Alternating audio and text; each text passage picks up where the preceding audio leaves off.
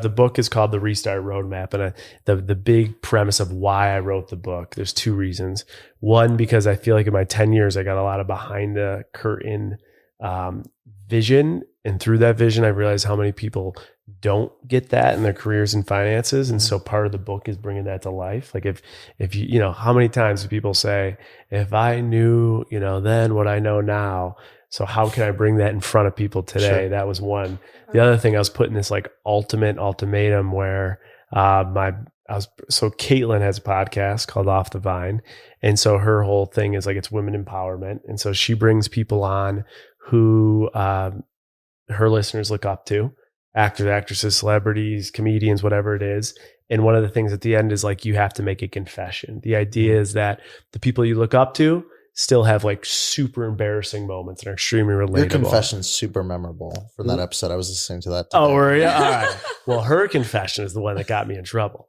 So her confession was, she talked about the fact that the first time we hooked up, we dry humped and she orgasmed. And she's like, that's my guy, right? I mean, so that's what she said. There you go. Right? Yeah, right? I mean, it's not the most embarrassing. Right. That's a great confession for you. So I'll take it. So then it hit all these headlines, and I was putting this like ultimatum, like, okay, you're either going to restart your position at the bank. You can't do no more side hustle, no podcast, no social media. HR wasn't a fan of HR didn't like that. And so pretty much they're like, you can delete everything outside your life and just be a banker, or go restart outside. And that's what they said, go restart your brand. And so I created a company called Restart to help people do that and work on personal financial navigation, and ended up leaving the bank. Well, I'm curious about that because, like, obviously we talk all the time on business podcasts about building your audience and building your brand and all that sort of thing. And you had this huge influx of people that loved you because you were on the show that they loved, like 500,000 people diving in for that.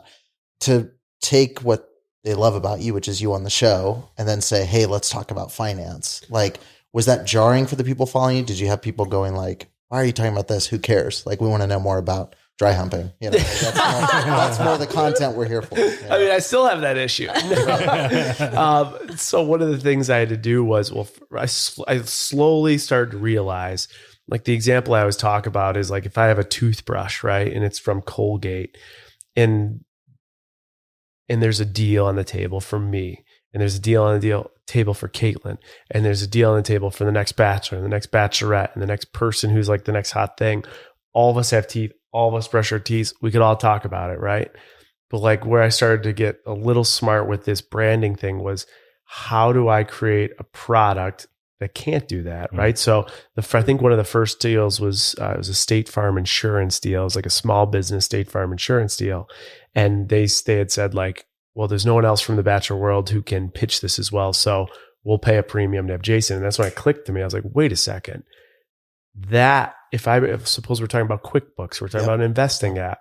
Now I have something I can explain in my terms, simplify it.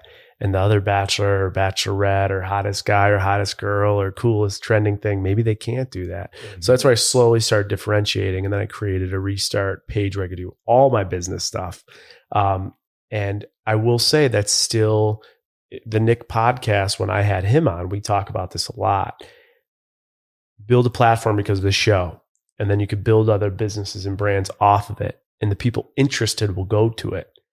But it's still a very difficult thing on like personal forms of social media to not continually talk about your relationship and The Bachelor and shows like that, because that's why they're there. Yeah. So it's a constant battle in your business plans and in what you're doing and how you're doing it. We're thinking about. At least I'm thinking about it.